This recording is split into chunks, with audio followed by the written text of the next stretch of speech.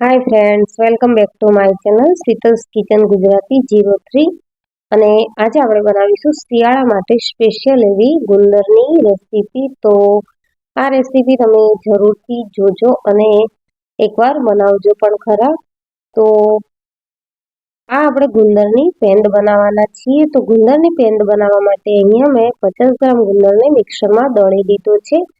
સાથે ડ્રાયફ્રૂટમાં મેં કાજુ, બદામ, અખરોટ, મગજતરીના બીજ, પિસ્તા અને 2 મોટી ચમચી જેટલી ખસખસ બધું જ મિક્સરમાં અધકચરું દળી લીધું છે, ઓન ઓફ મોડ કરી. અને તો દળેલા ગુંદરને આપણે ઘીમાં 1 કલાક માટે પલાળી રાખીશું. તો જે ગુંદર ડૂબે એટલું આપણે ઘી એડ કરવાનું છે અને સારી રીતે ગુંદરને મિક્સ કરી અને 1 કલાક માટે પલળવા દેવાનું છે. તો આ રીતે આપણે ચમચીની મદદથી ગુંદરને મિક્સ કરી લઈશું ઘીમાં અને 1 કલાક સુધી પલળવા દઈશું. ત્યાં સુધી આપણે ડ્રાયફ્રૂટને પણ ક્રશ કરી લીધું છે સારી રીતે.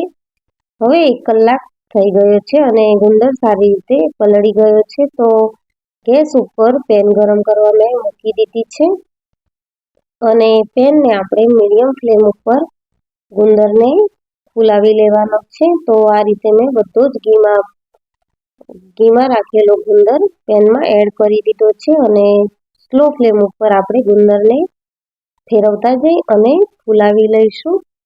તો આ રીતે ગુંદરને સતત ફેરવતા રહેવાનું છે, નહીતર તો ગુંદર તળિયે ચોંટશે અને પછી તે દૂધમાં આપણે જ્યારે દૂધ એડ કરીશું ત્યારે ઓગળતા બહુ વાર લાગશે. તો ગુંદર સારી રીતે ફૂલી ગયો છે. હવે મેં અહીંયા 50 ગ્રામ ગુંદર હતો તો 500 ગ્રામ જેટલું દૂધ લઈ લીધું છે અને ગુંદર સારી રીતે ફૂલી ગયો પછી મેં અહીંયા 500 ગ્રામ દૂધ એડ કર્યું છે. દૂધ આપણે રૂમ ટેમ્પરેચર પરનું લઈશું, ફ્રીજનું લઈશું તો ગુંદર આપણો કચવાઈ જશે. એટલે આપણે દૂધ છે તે રૂમ ટેમ્પરેચરનું જ લઈશું.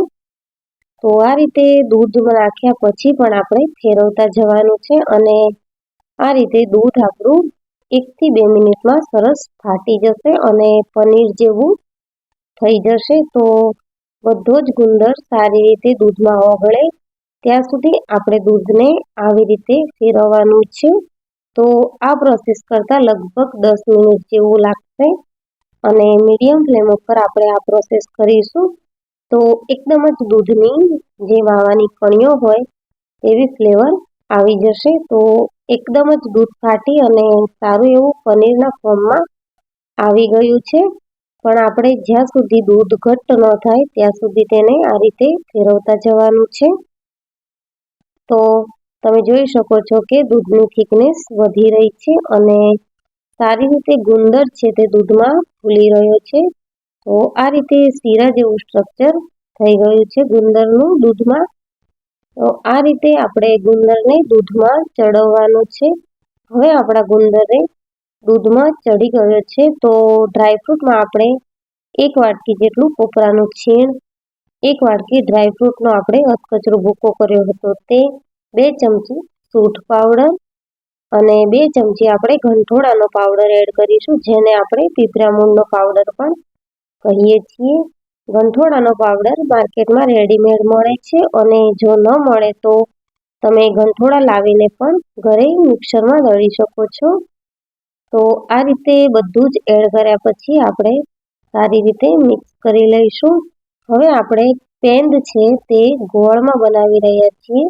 તો અહીંયા મેં 50 ગ્રામ જેટલો ગોળ લઈ લીધો છે અને બધું જ સારી રીતે મિક્સ થઈ ગયું પછી મેં ગોળ એડ કર્યો છે અને ગોળને પણ સારી રીતે ઓગળી જવા દીધો છે ત્યાં સુધી મેં ફેરવ્યું છે. અને તમે જોઈ શકો છો કે મિશ્રણ છે તે પેનનું તળિયું છોડવા લાગી છે, એટલે આપણી ગુંદરની પેંડ છે તે બનીને રેડી છે. તો મિત્રો, કમરનો દુખાવા, સાંધાના દુખાવા કે પછી ઘૂંટણના દુખાવા હોય તો આ રેસીપી જરૂરથી ટ્રાય કરજો અને બનાવીને શિયાળામાં જરૂરથી ખાજો.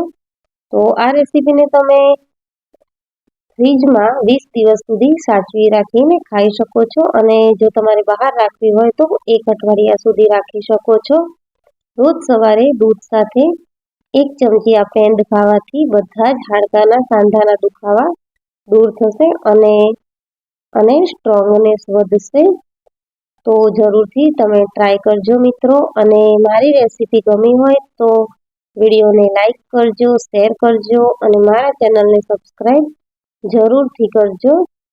તો હવે આપણે પેંડને સર્વિંગ પ્લેટમાં લઈ લઈશું. તો આ રીતે મેં 10 દિવસ ચાલે એટલી પેંડને બનાવી છે. તો તમે પણ તમારા હિસાબથી માપ લઈ અને બનાવી શકો છો.